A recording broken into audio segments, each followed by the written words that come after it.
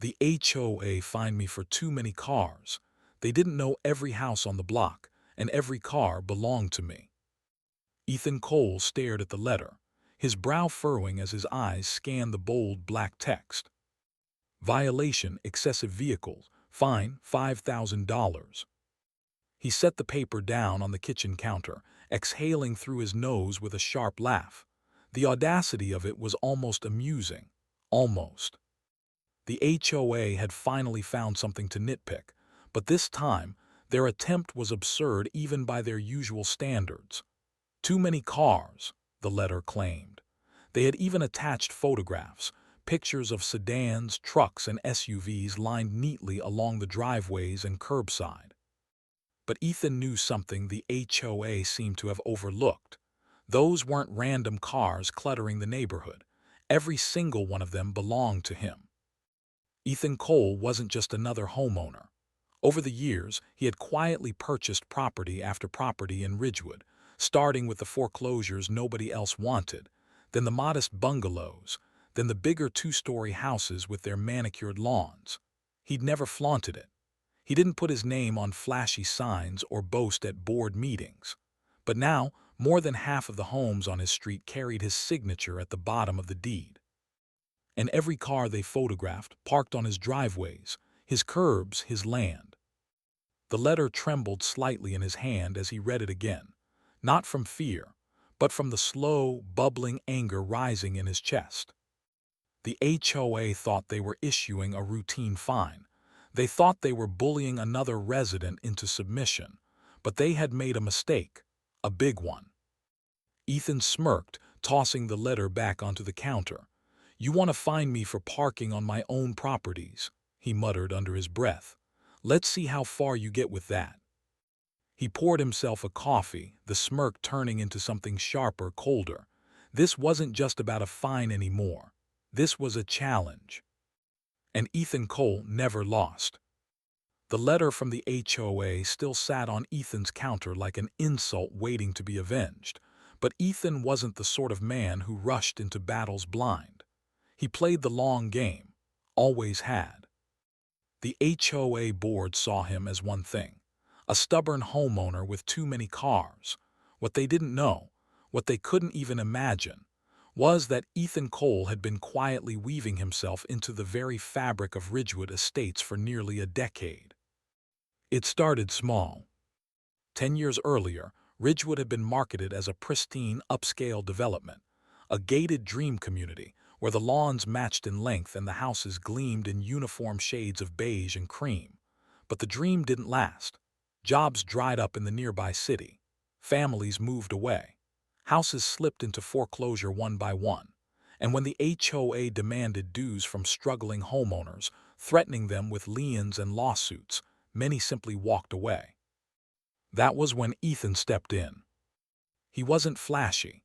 He didn't outbid the wealthy investors or storm in with cash offers. He waited, watched, learned who was desperate. A single mother on Pineview Court who couldn't keep up with dues, an older couple drowning in medical bills on Alder Lane, a newlywed pair who lost their jobs and decided Ridgewood was no longer worth the fight. Ethan made quiet offers, fair offers. He paid them enough to let them breathe, to move on without shame. The HOA had taken their pride, Ethan gave them relief. And with every quiet transaction, another deed slipped into his portfolio. At first, he rented the homes to young families, people who wanted stability without the crushing oversight of Ridgewood's board. Later, he left some houses empty, waiting for the right buyers.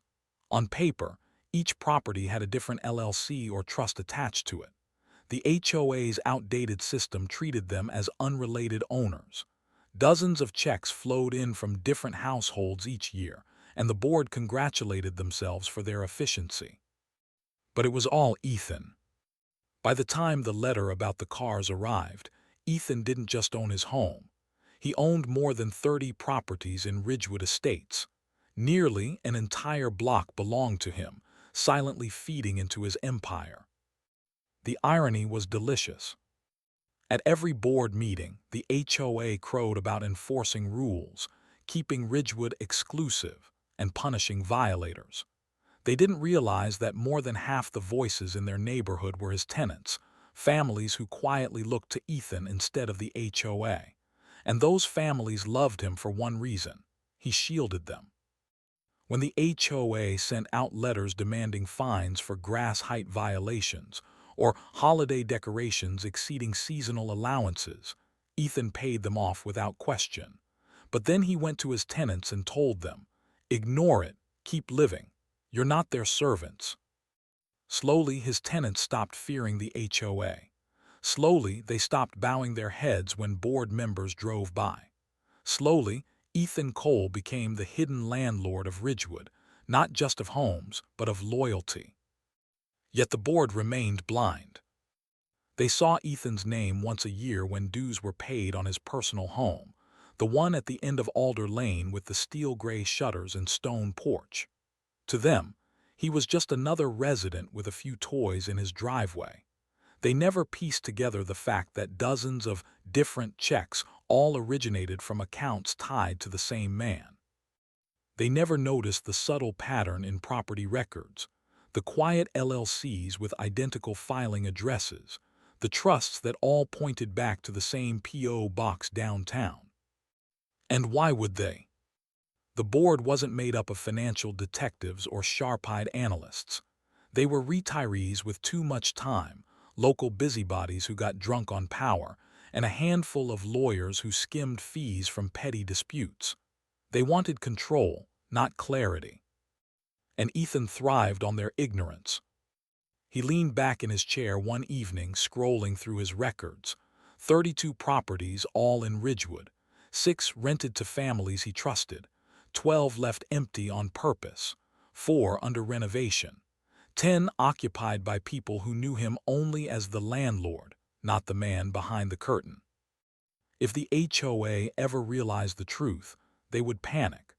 They would understand too late that their fines and threats weren't aimed at some small fish but at the shark circling beneath them.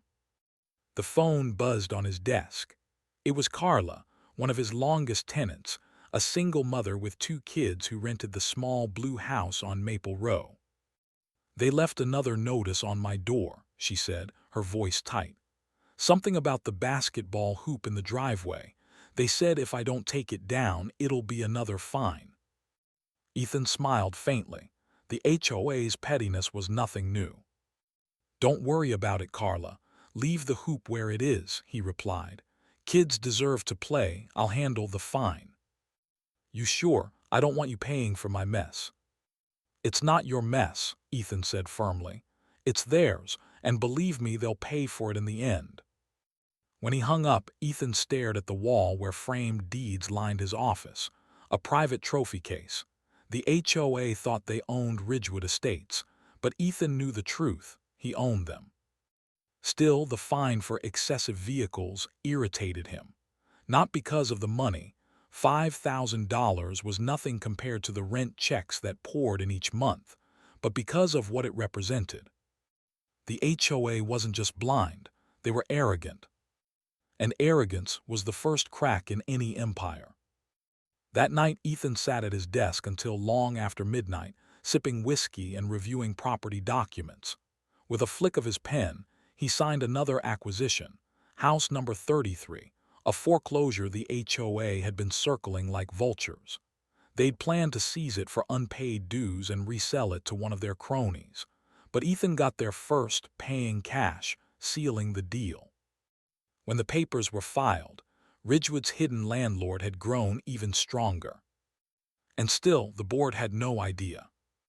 By dawn, Ethan's strategy was clear. He wouldn't simply pay the fine and move on. No, this was the beginning of something bigger. If the HOA wanted a fight, he'd give them one, but not the way they expected. They would come at him with petty violations and fines. He would respond with silence, patience, and control. Every house they thought they commanded would slowly turn against them. Every tenant, every neighbor, every overlooked property was a soldier waiting to be called. The HOA thought Ethan Cole was just another resident. But soon they would learn the truth. They didn't own Ridgewood Estates. Ethan did, and he was done hiding. The fluorescent lights in the Ridgewood Estates HOA office buzzed faintly overhead, the kind of irritating hum that drilled into the skull. The office itself was an odd mix of self-importance and sterility: beige walls, dusty motivational posters about community unity, and a long polished table where countless homeowners had been summoned, scolded, and bullied over the years. Ethan had seen it all before. He sat at the end of the table now, one ankle casually crossed over his knee, his expression calm, even amused. Across from him, Margaret Lane, the iron-fisted president of the Ridgewood HOA, sat with her arms folded. Beside her were two board members, lesser lieutenants who glanced nervously between the two like children caught in the middle of a storm. Margaret didn't look nervous, she looked smug. She had that air about her, a woman who had grown used to winning simply by speaking louder than everyone else. With her perfectly manicured nails, pearl earrings, and a voice sharp enough to cut glass, she radiated authority, or at least the illusion of it. "Mr. Cole," she began, her lips curling into something between a smile and a sneer, "we're here to address your blatant disregard for community standards." Ethan tilted his head slightly. "Is that what we're calling it?"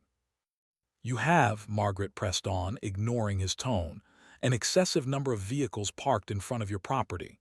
Trucks, sedans, even what appears to be," she shuffled a paper dramatically, "a motorcycle. It's unsightly. It lowers the value of surrounding homes. It sets a poor example for our community." One of the board members, a balding man named Dennis, nodded quickly in agreement, though his eyes never quite met Ethan. Margaret slid a copy of the violation letter across the table. $5,000, payable immediately. If you refuse, the HOA will escalate. We have tools at our disposal: liens, collections, legal action. She leaned forward, her smile predatory. "We will make you comply." Ethan studied her for a moment, then slowly leaned back in his chair, folding his hands over his lap. There was no anger in his eyes, no panic, just the cool steadiness of a man watching a child threaten him with a plastic sword. "Careful with your threats, Margaret," he said evenly. "You may find this neighborhood is quite yours to control."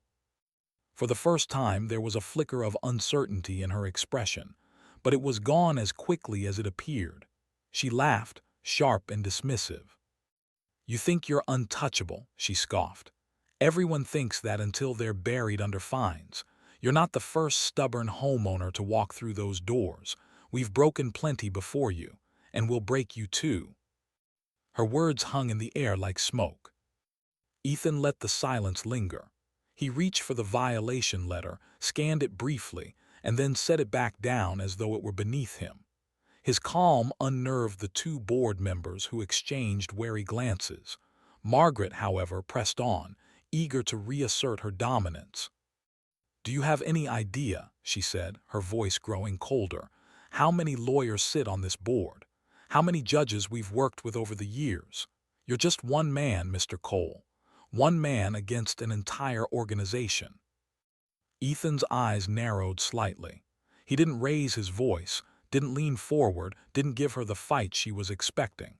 Instead, he spoke with deliberate calm. "One man can be far more dangerous than you think," he said. Margaret's lips pursed. "Is that a threat?" "No," Ethan said softly. "It's a fact." The room was still for a beat. Margaret broke the silence with a chuckle, shaking her head. "You really believe you're different, don't you? That you can stand up to us. But you'll learn soon enough, Mr. Cole. We always win." Ethan smiled faintly. "You've been winning against the wrong people. People who didn't have the time, the resources, or the stomach to fight you. That's what makes you dangerous. You prey on the ones who can't afford to resist." Margaret's eyes narrowed. "But you made a mistake," Ethan continued. "You came after me." Dennis shifted in his seat. The other board member, a woman with nervous hands, fidgeted with a pen. Margaret, though, straightened her posture and forced another laugh. "And what exactly are you going to do, Mr. Cole?" refuse to pay, sue us. We've handled lawsuits before. They never end well for the homeowner. Ethan leaned forward finally, his eyes locking on hers with quiet intensity. You think this is about one homeowner, he said. It is. Margaret blinked. What are you implying? Ethan didn't answer directly. Instead, he let the tension build, watching her try to read him, try to gauge just how much he knew, or worse, how much he controlled. Finally, he stood, adjusting his jacket as though the meeting were already over. You should be careful, Margaret, he said. The ground beneath you isn't as solid as you believe. Push too hard and you may find it collapsing. She bristled. Are you threatening the board? No, Ethan said again, calm as ever. I'm warning you. He started for the door, leaving the violation letter untouched on the table. Margaret called after him, her voice echoing through the stale office air. You think you're bigger than us, Mr. Cole. You'll regret this. Nobody defies the HOA. Ethan paused at the door, his hand on the handle. He glanced back, his expression unreadable. Nobody has tried the right way, he said, until now. And with that, he walked out, leaving the board members in uneasy silence. Outside, the late afternoon sun cast long shadows across Ridgewood Estates. Ethan slipped on his sunglasses, the faintest smile tugging at his lips. Margaret Lane had no idea what kind of storm she had just invited into her kingdom. To her, he was still just one man. But the truth was far larger, far more dangerous. Ethan didn't just live in Ridgewood Estates. He owned it. And now the game had officially begun. The Ridgewood Estates Community Center had never been so crowded. The monthly HOA meeting usually drew a dozen board residents at most, but tonight nearly 50 people filled the beige-carpeted hall. Folding chairs lined the walls. A cheap plastic table sagged under stacks of agendas and stale coffee, and the air hummed with gossip and suppressed irritation. Margaret Lane sat at the head of the long table, her posture rigid, her pearls gleaming under the fluorescent lights. To her right and left, the board members shuffled papers nervously, whispering among themselves. She tapped her gavel sharply against the table. Order, everyone. This meeting will begin immediately. Tonight's agenda: violations, fines, and maintaining Ridgewood's reputation as a premier community. The words tasted like arrogance. From the back of the room, Ethan Cole watched quietly. He had waited long enough. Tonight wasn't about their petty agenda. It was about ending their illusion of power. When Margaret called his name from the violations list, her tone carried the venom of triumph. Mr. Cole, she said, adjusting her glasses, you are here regarding your continued refusal to address multiple vehicle violations. $5,000 owed. Failure to pay will escalate to a lien. Do you have anything to say for yourself before this board takes action? Ethan rose, the crowd turned. He carried no briefcase, no entourage, just a simple leather folder tucked beneath his arm. He moved with the steady confidence of a man who already knew the outcome. I do, he said. His voice carried easily across the hall, calm, level, but edged with authority. Margaret smirked. Then please entertain us. Ethan walked to the board's table. He set the folder down with a soft thud, then opened it with deliberate care. Neat stacks of paper, clipped and labeled, gleamed under the harsh lighting. These, he said, sliding the first packet across the table toward Margaret, are the deeds to 742 Alder Lane, 105 Maple Row, and 221 Pineview Court. Properties you've fined for various so-called violations in the last 2 years. Margaret frowned, flipping through the documents. What is this supposed to prove? That those fines were issued to me, Ethan said simply. Murmurs rippled through the room. Several residents leaned forward, straining to hear. Ethan pulled out another stack, thicker this time. And here are the titles to 8 more homes on Cedar Circle, Birchwood Drive, and Lakeview Lane, every single one mine. The room went still. Margaret's lips tightened, but she forced a laugh. Owning a handful of properties doesn't exempt you from community rules. If anything, it makes your violations worse. Ethan didn't respond to her jab. Instead, he placed the next stack down, then another, then another. Soon the board's table was buried under deeds and ownership records, the neat rows of paper spreading like a tide. 32 properties. Each one stamped signed undeniable. "You've been fining me," Ethan said, his voice calm but cutting, "for driveways I own, homes I own, yards I maintain, families I rent to. For years you've thought you were punishing separate households." He leaned forward slightly, his eyes locked on Margaret. "But you've only been charging me." Gasps broke from the crowd. The board members stared at the papers as if they were grenades about to detonate. Dennis, the balding treasurer, wiped sweat from his forehead. The secretary's hands trembled as she shuffled through page after page, her face draining of color. Margaret tried to recover. She gave another brittle laugh, but it cracked around the edges. "This is absurd," she snapped. "Even if what you claim is true, ownership doesn't grant you immunity. The HOA rules." "The HOA rules," Ethan interrupted for the first time, his tone sharp enough to silence her, "apply to homeowners. And when one homeowner controls more than half this neighborhood." He let the words sink in, his gaze sweeping across the room, meeting the eyes of the stunned residents. "Then the HOA doesn't control the community. I do." The crowd erupted in whispers, disbelief mixing with a strange, growing relief. People who had lived under the HOA's thumb for years now looked at Ethan with new eyes. Margaret slammed her gavel down. "Order, order, this is nonsense, he's bluffing." "Check the county records," Ethan said smoothly.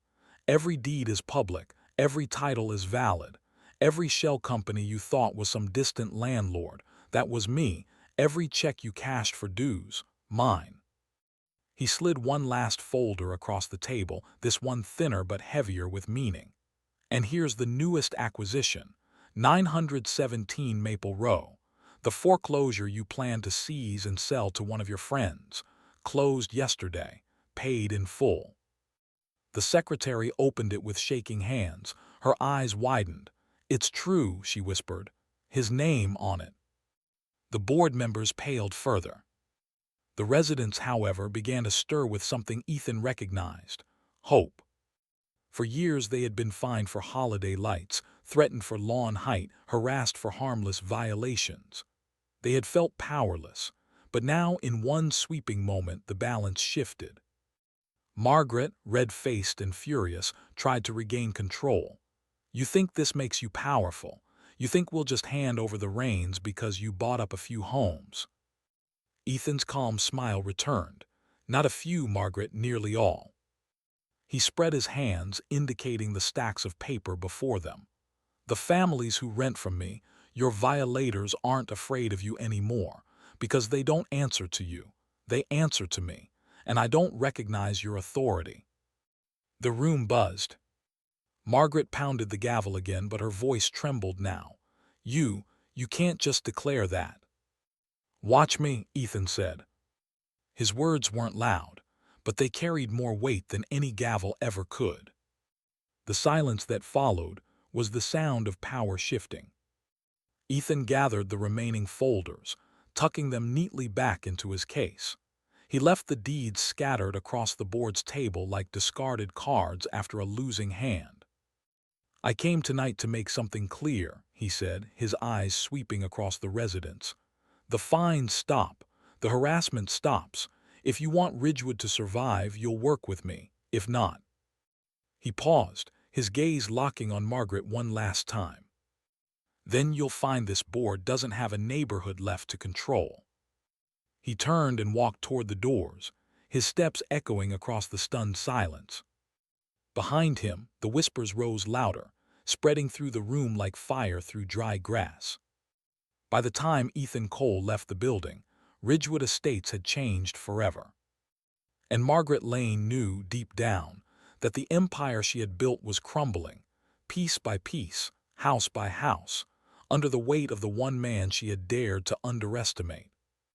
The weeks after Ethan's reveal were unlike anything Ridgewood Estates had seen before.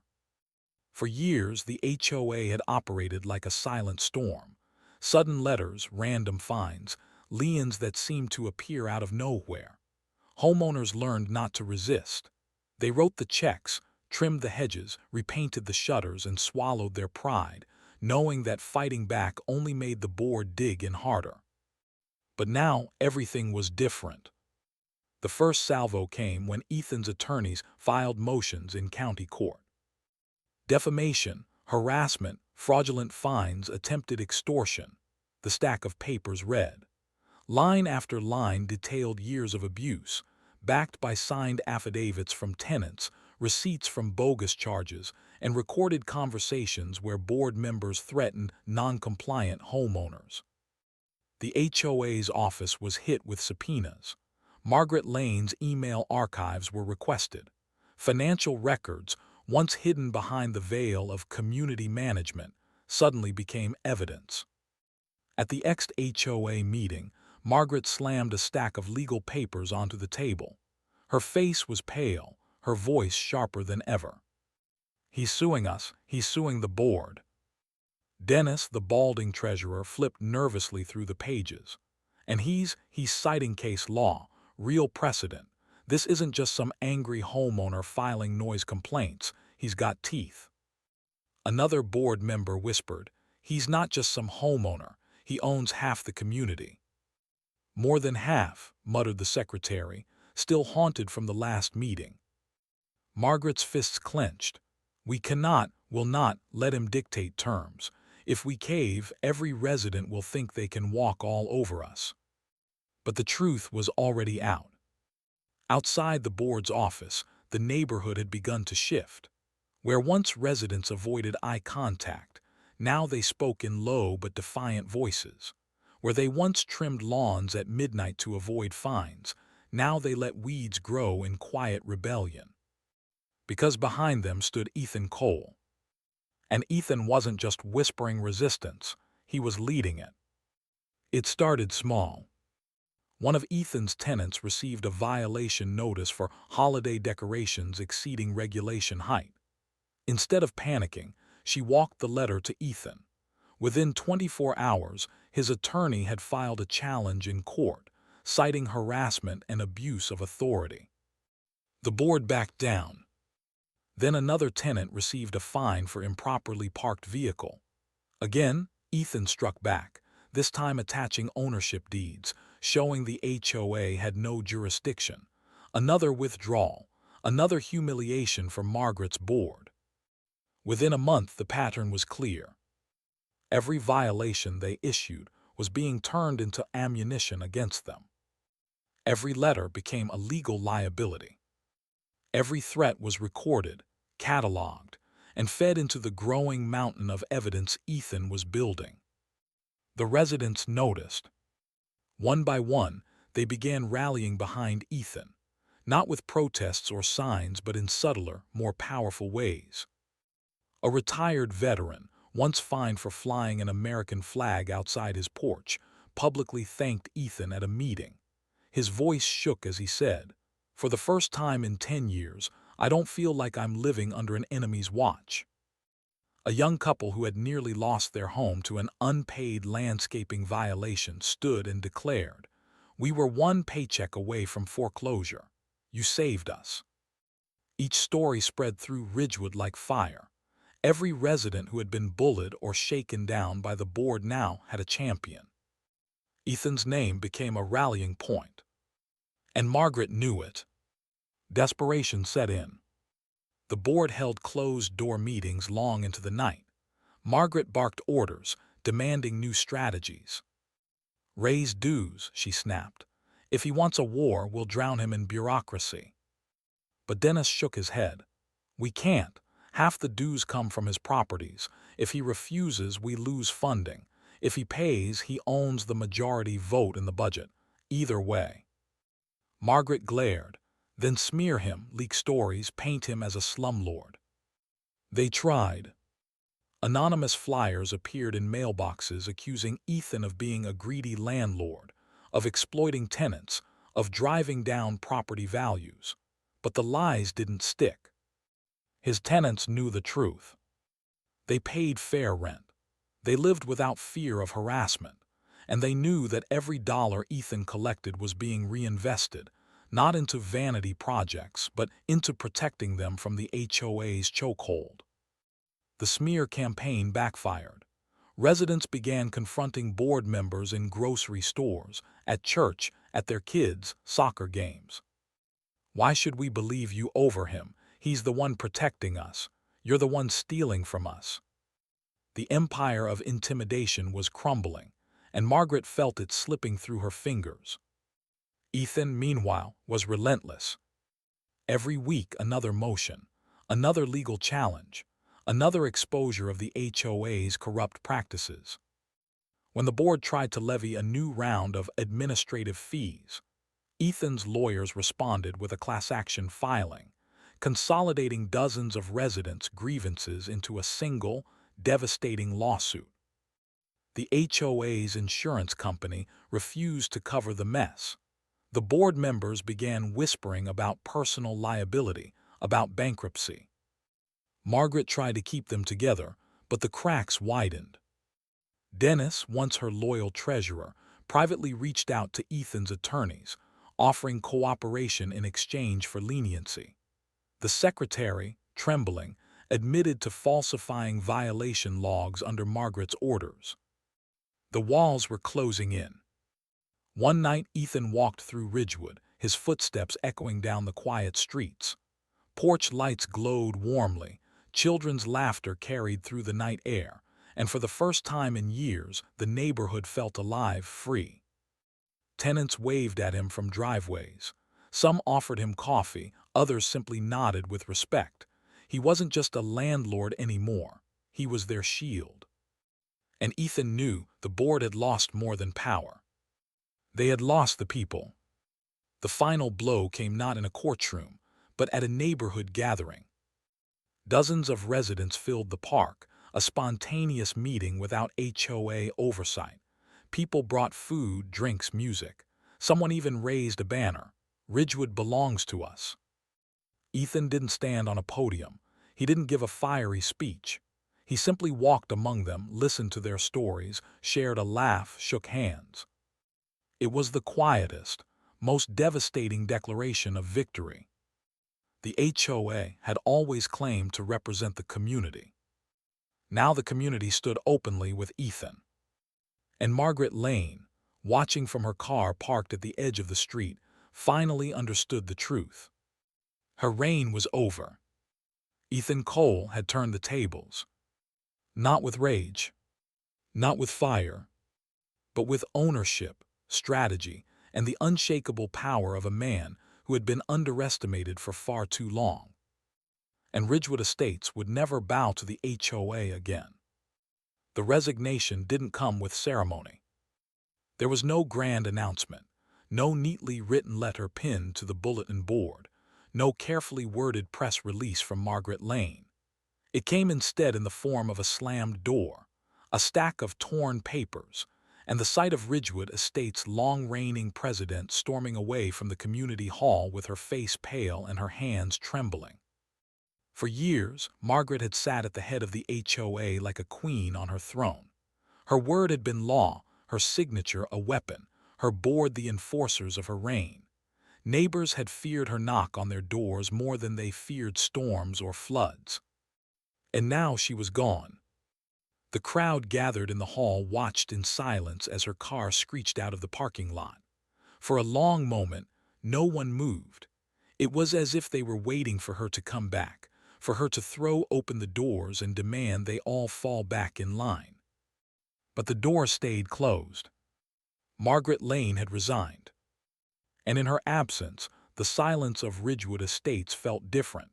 It wasn't the silence of intimidation anymore. It was the silence of possibility. Ethan Cole stood from his chair at the back of the hall. He hadn't come to gloat. He hadn't come to celebrate. But when dozens of eyes turned to him, tenants, neighbors, families who had watched him dismantle the HOA's cruelty piece by piece. He knew they expected him to speak. He stepped forward, steady, unhurried, his voice carrying not like a conqueror but like a man who had already earned their trust. "This community doesn't need bullies," he said simply. "It needs fairness." The words were not loud, but they were heavy. For years, people in Ridgewood had lived with the weight of unfairness, arbitrary fines, surprise liens, rules that changed at a whim. And now those words, fairness, felt like air after years underwater. Ethan continued. "No one here should wake up in fear of a letter in the mailbox. No one should have to choose between groceries and paying a fee that doesn't even make sense. This place isn't a battlefield. It's our home, and it's time we started treating it that way." There were nods, some hesitant, some firm. In the back, an elderly woman wiped tears from her eyes. A single mother held her son closer, her shoulders finally lowering from years of tension. Ethan wasn't promising perfection. He wasn't promising utopia. He was promising something far rarer, dignity. The first change came swiftly. The books were opened. Within 2 weeks, Ethan ordered a full audit of the HOA's finances. Residents gathered in the community center as spreadsheets and bank records were projected on the wall. Where once the HOA had hidden behind closed doors, Ethan turned the lights on. "Here where your money went," he explained, "and here where it won't be going anymore." Gasps filled the room as residents saw the truth. Thousands wasted on vanity projects, unnecessary landscaping contracts signed with Margaret's friends, administrative fees that lined the board's own pockets. "No more," Ethan said, closing the files. "Your money should serve you, not the board, not me, you." Then came the abolition of predatory fines. The rules didn't vanish entirely. Lawns still needed trimming, streets still needed order, but gone were the $1,000 penalties for leaving a trash can out overnight. Gone were the fees for having too many guests parked on the street. Gone was the fear that one slip-up would cost a paycheck. In their place, Ethan created a system of fairness. Warnings first, mediation second, only real, reasonable fees last, and even then they had to be voted on by residents. For the first time, the HOA wasn't a predator, it was a partner. Some resisted the changes. A few of the old board members, stripped of their power, muttered in corners. They whispered about chaos, about how without strict fines the neighborhood would fall apart. One even threatened to sue Ethan personally for destroying the HOA's authority. Ethan met them calmly, almost dismissively. "You had your authority," he said. "You abused it. Now authority belongs to the people who live here. If you don't like it, you're free to leave." And many of them did. Houses once owned by board loyalists quietly went up for sale. Ethan bought them, too, folding them into his growing portfolio, not as trophies but as shields. Each property under his name was one less weapon that could be used against the residents. The transformation of Ridgewood wasn't instant, but it was visible. Where once lawns looked uniform but joyless, now they bloomed with individuality. Families painted porches in colors that made them happy. Children played freely in the streets without parents worrying about fines for excessive noise. Barbecues returned. Neighborhood potlucks became common again. People no longer rushed indoors when they saw a board member walking down the street. They waved. They smiled. The HOA, under Ethan's guidance, stopped being a shadow that loomed over every decision. It became what it should have been all along, a tool to serve, not to control. Ethan didn't crown himself president. Instead, he set rules to prevent any one person, including himself, from ever holding unchecked power again. Board members were to be elected by residents, terms were limited, and all decisions required open voting. He didn't remove himself entirely. He still owned much of Ridgewood, and his voice carried weight, but he refused to let the community swap one tyrant for another. "Never again," he said in a meeting. "This system should outlive me. If it only works because of me, then we haven't really fixed anything." Still, challenges came. Outside developers, hearing of Ridgewood's reforms, tried to swoop in, offering residents better deals, or trying to buy homes from disgruntled former board members. They saw a weakened HOA as an opportunity. But they hadn't reckoned with Ethan. He countered every move, sometimes by purchasing properties before outsiders could, sometimes by leveraging his legal team, sometimes simply by talking with residents and reminding them, "You're not selling a house. You're selling part of a community. Don't let someone who doesn't live here decide its future." His words carried weight. Most listened. Ridgewood stayed Ridgewood. By the end of the year, the difference was undeniable. Crime had dropped. Families stayed longer. Property values, not crushed as the old board predicted but strengthened, rose steadily, fueled by pride rather than fear. The HOA budget, once bloated and corrupt, was lean, transparent, and effective. Fees had dropped by nearly half, yet projects, road repairs, park renovations, community events were being completed faster and better than before. What began as an attempt to control Ethan had ended, with Ethan reshaping the very system that tried to break him. Not by burning it down, but by rebuilding it better. And as he stood on his porch one quiet evening, watching the lights of Ridgewood flicker warmly across the horizon, Ethan allowed himself a rare smile. For the first time in years, Ridgewood didn't belong to an HOA. It belonged to its people. And Ethan Cole had given it back to them. The evening was calm, the kind of stillness Ridgewood Estates hadn't known in years. Street lamps glowed in even rows, casting soft light over the freshly paved streets. Families strolled leisurely, children pedaling their bikes in circles, laughter echoing without fear of reprimand. Ethan Cole leaned against the wooden railing of his porch, a mug of black coffee cradled in his hand. From his vantage point, he could see nearly the entire block. Every driveway was full, every garage occupied, and along the curb, the cars Margaret Lane once declared an eyesore were lined neatly, shining under the lamplight. Only this time, no violation notices waited on windshields. No board members lurked with cameras. No whispers of fines hung in the air. Because Ethan owned them all. The irony wasn't lost on him. Once, the HOA had fined him for excessive vehicles, thinking they'd cornered a careless resident. But each of those cars had belonged to him. Each driveway sat on a deed bearing his name. The very thing they tried to punish was the same thing that made him untouchable. The board had tried to break him with their power. Instead, they had revealed his. It wasn't immediate, of course.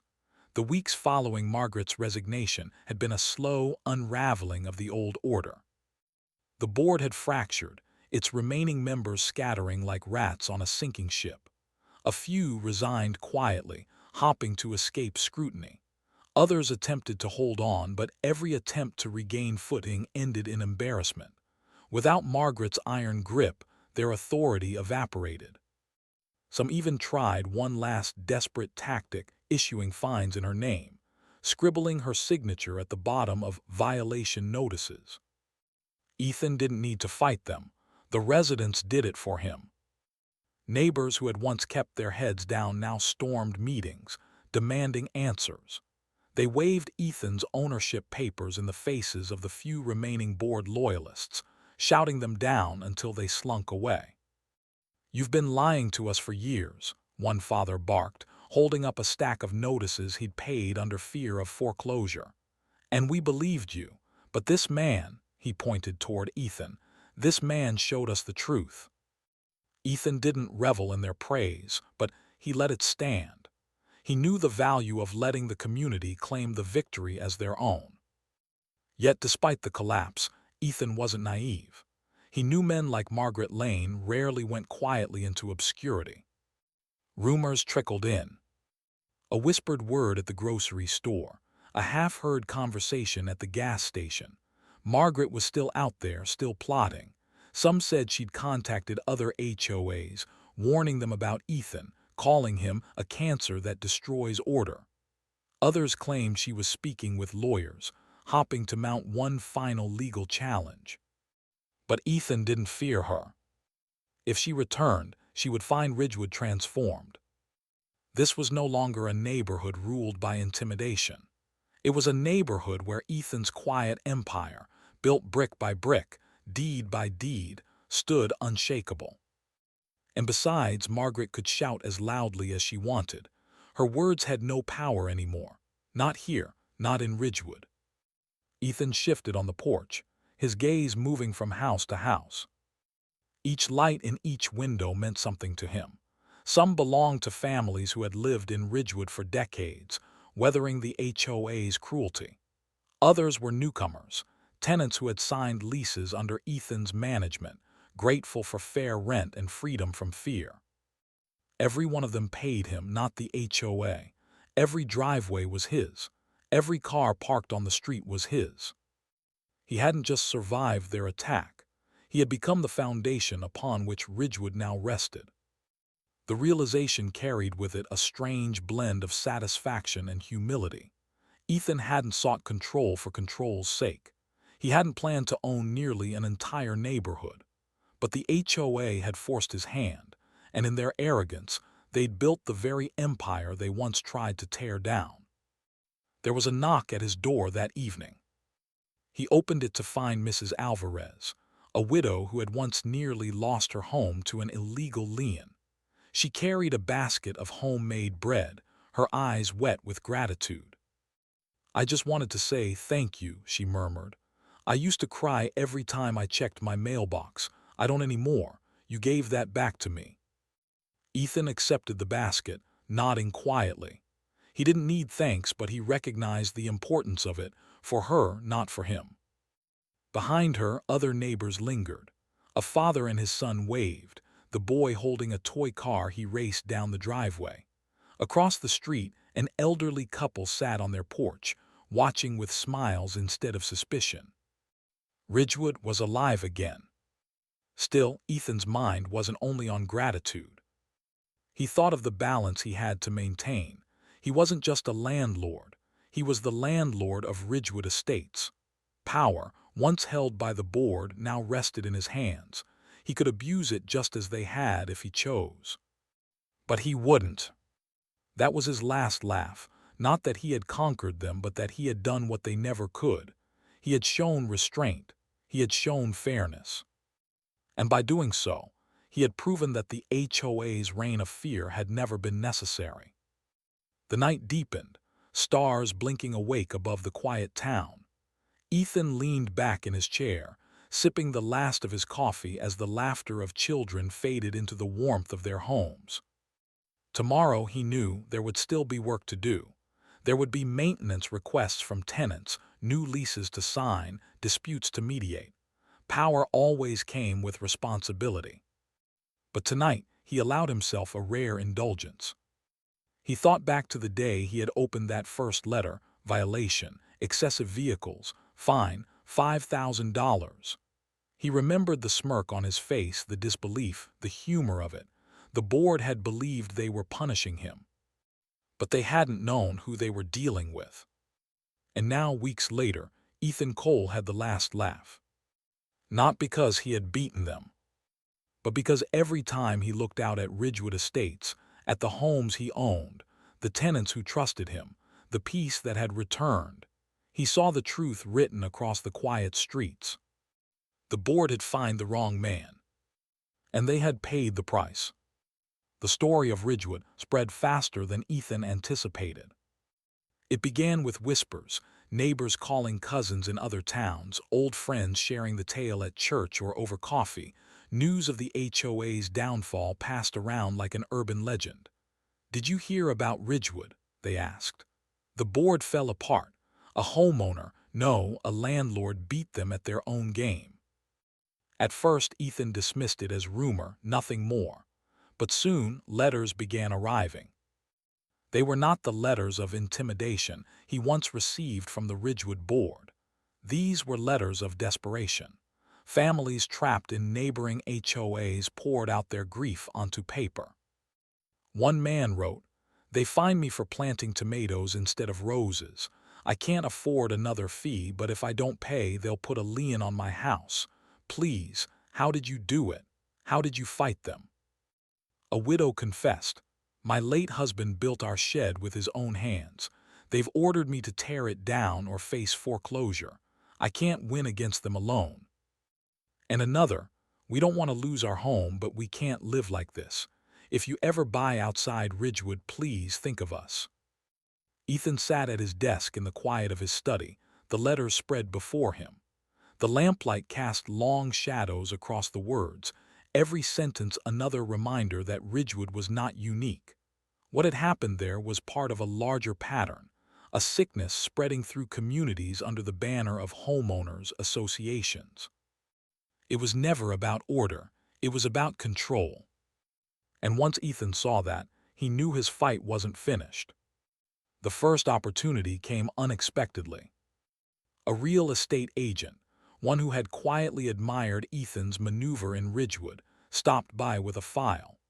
Inside were documents for a cluster of homes in Oakwood Heights, a neighboring subdivision with a reputation for strict standards. Strict was putting it mildly. Their HOA president, a former lawyer named Richard Gable, was infamous.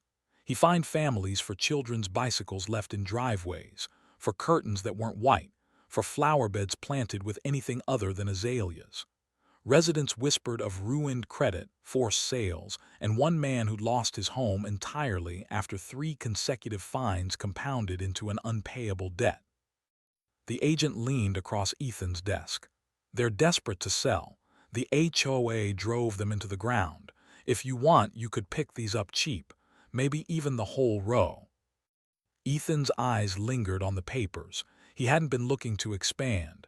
Ridgewood had been personal, a war he never asked for but refused to lose.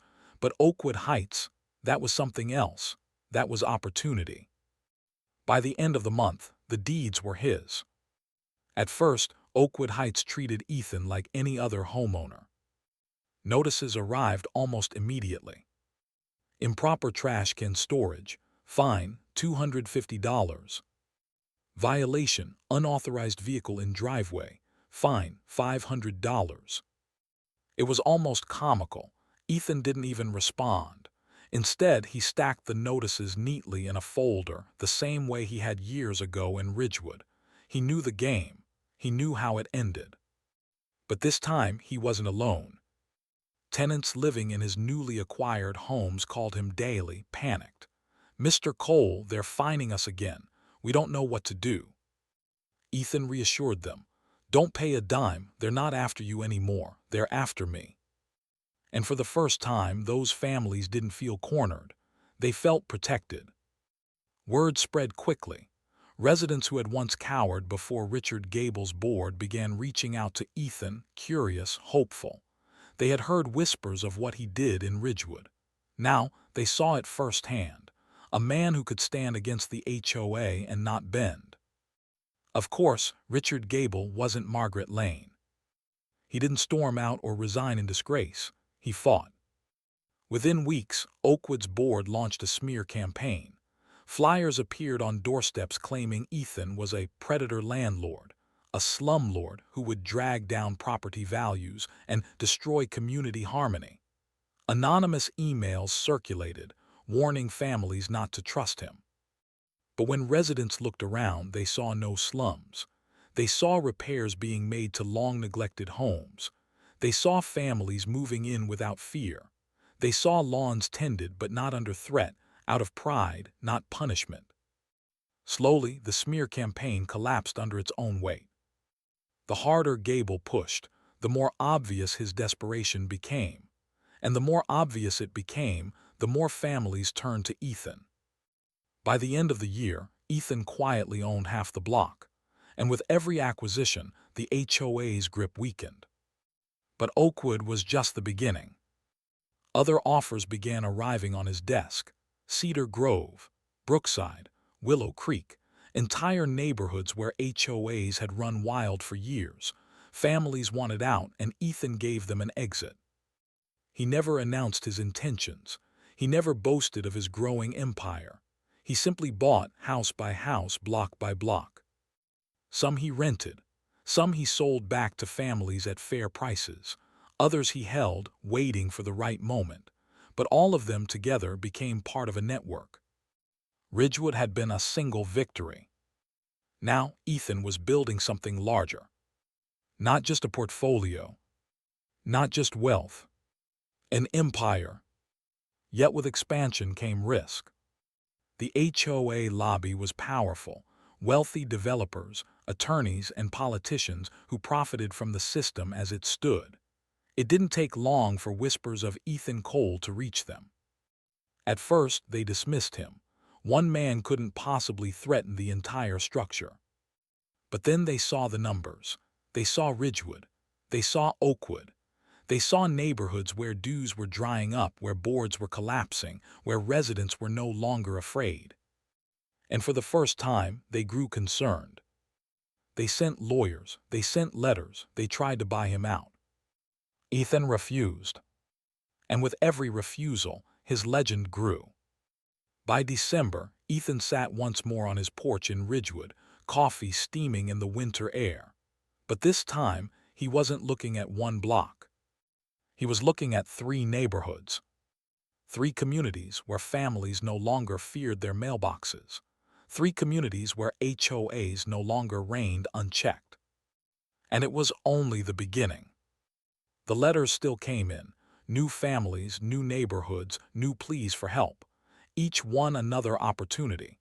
Each one another chance to strike at the system from within. Ethan Cole had started as a man defending himself from a ridiculous fine. Then he became Ridgewood's hidden landlord, then its liberator. Now he was more. He was the architect of an empire. And for the first time, he allowed himself to say the word out loud quietly, as though testing its weight. Empire. The sound lingered in the cold air, not boastful, not arrogant, just inevitable. Because the HOA had made a mistake when they came after Ethan Cole. They thought they were fining another homeowner. Instead, they had awakened something far greater. And now no board, not in Ridgewood, not in Oakwood, not anywhere, could ever threaten him again.